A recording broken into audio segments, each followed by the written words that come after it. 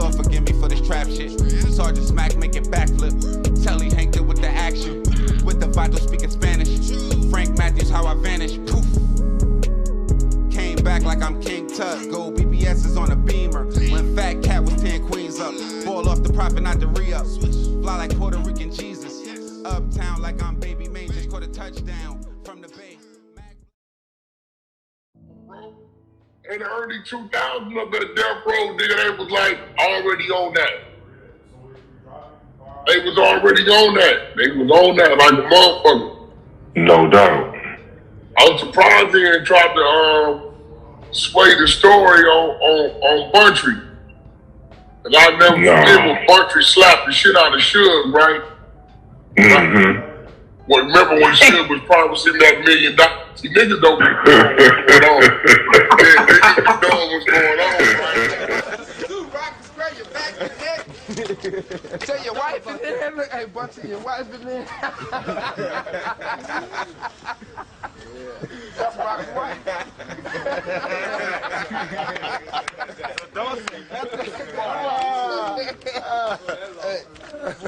Hey, shit, where you gonna put all your shit at? Hey, He not finna have no space in there. I don't know what he's talking about. All that shit. Definitely happened. It was blood on blood.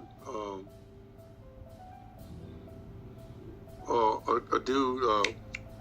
Let me get his name. I can see his face right now, but he was found handcuffed, shot near the cemetery, and it started a lot of mess between Fruitown and the mob.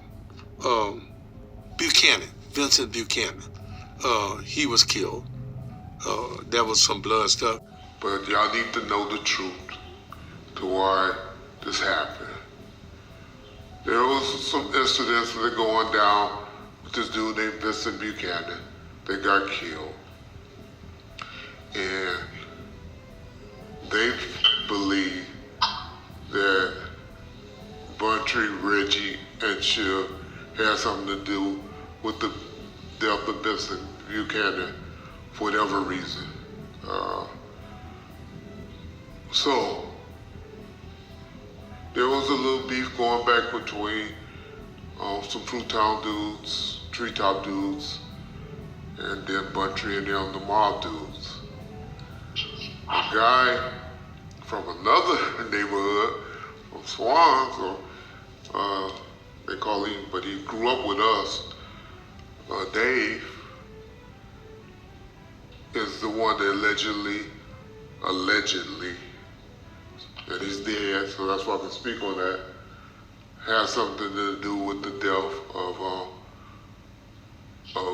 Vito, Vincent. And so, allegedly, and James has said that he put the rumor out, but it wasn't factual, but I have heard of some other people that said that they saw the tape, that Bountry had possession of that tape and was watching the execution of Mr. Buchanan go down. And so you hear words of that happening, and words get back, and the person that put that out is the person where I tell y'all, to this day I don't like. He ain't no buster by no means, but I don't like him because I know he was playing double agent, hanging out over there at Bountry and them house, going back reporting stuff to the other people. Know that for a fact. Now, when I think of somebody like Suge Knight, I think of him as one of the most dangerous type of people walking the earth, because though he's not a killer, he would surround himself with killers that he was able to activate with manipulation.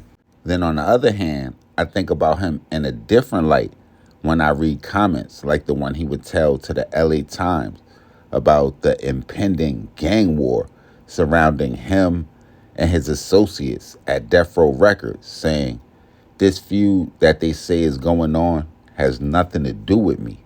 I was in prison." which leads me down the road that he was just a regular nigga that surrounded himself with live wires and sparks ignited. So I'm curious to know what the general public's idea of Suge Knight is. Y'all get in the comment box, let me know something. Yo, we back. Shay's Popalot. Salute the almighty mob. Now, it's my estimation that for a multitude of reasons, there is no record label that has been broken down online more than Death Row Records. And when you start to see all the moving parts with so many people that was associated with the label doing tell-all interviews and giving the everyday inner movements of the one-time powerhouse record label. And like a lot of people, when I look at the parts, no matter which direction I look at it from, it's nothing but a hip-hop tragedy. And you probably don't even gotta force me that much to say probably the worst of all time. And with a lot of things that were once myths about the record label coming to light, there are still some things that are cloaked in mystery, just as it was when the label was in their primetime years, with probably nothing more than the death of Alton Bountry McDonald, close friend or associate to Suge Knight, depending on how you look at it. I want to say production manager at Death Row for a certain amount of time, and also the younger brother of former Death Row associate, MOBB James. Now, if you think the story of Death Row Records is not a tragedy, I want you to think about this. In so many interviews I've seen regarding the topic, they would say that there's only 2 or 3 people that are still alive that were involved in the beating of Orlando Anderson in 1996 at the MGM, with most of them losing their lives to violence. But there will be a 2-year stretch from April 4th, 2000 to July 24th, 2002, where 7 people that were associated with Death Row would lose their lives.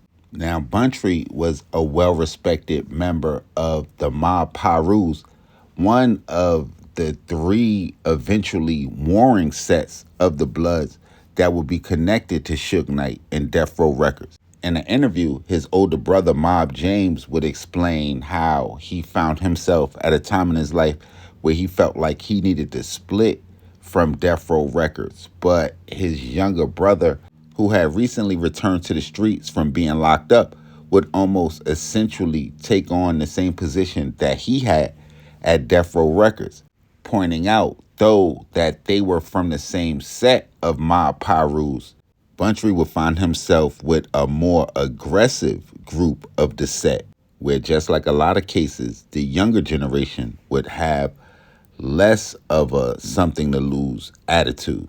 And the more I seem to research Bountry's life and his death, it seems like he got caught in the middle of 2 things. The firing of one of the many wild niggas around Suge Knight in the summer of 1996, a guy by the name of George Williams, often referred to online as Monkey Man, as well as a mysterious videotape surrounding the April 27, 2000 death of a guy by the name of Vance V. Buchanan. This tape would allegedly show the kidnapping as well as the torture and the eventual murder of Vincent Buchanan. Now, Bountry's connection to the tape was that it was supposedly played at his house for an audience of people. That was supposedly, and when I say supposedly, it's because it seems like everybody surrounding this situation would end up dying, lead to the March 25th, 2001 murder of a guy by the name of David Brim Dave Dudley. Him and his girlfriend was said to be followed to the house of Alton Bountry McDonald, where they would be shot multiple times. And when I say multiple, I'm talking about upwards of 10, resulting in the death of 29-year-old David Brim Dave Dudley and allegedly the decapitation of his girlfriend's arm. A lot of people would suggest that that murder was sent to be a message to Alton Bountry McDonald, and not just because the alleged victim of the homicide, Brim Dave, was a friend of Bountry's, but where the murder occurred at, going into Bountry's house. Now, by this time, Death Row would be almost into shambles, with Dr. Dre and Snoop Dogg leaving the label, Tupac being murdered in Las Vegas, and Suge Knight finding himself behind bars. But on August the 3rd, 2002, Bountry would find himself at a gas station in Compton, where, according to the LA Times, he would pay the gas attendant for gas, and when he would step out to pump the gas, a vehicle will pull up beside him and open fire on him, shooting him 4 times in the chest. The vehicle he would be murdered in was said to be registered to Death Row, with Reggie Wright Jr.'s name being on the title, leading to speculation that Reggie Wright Sr.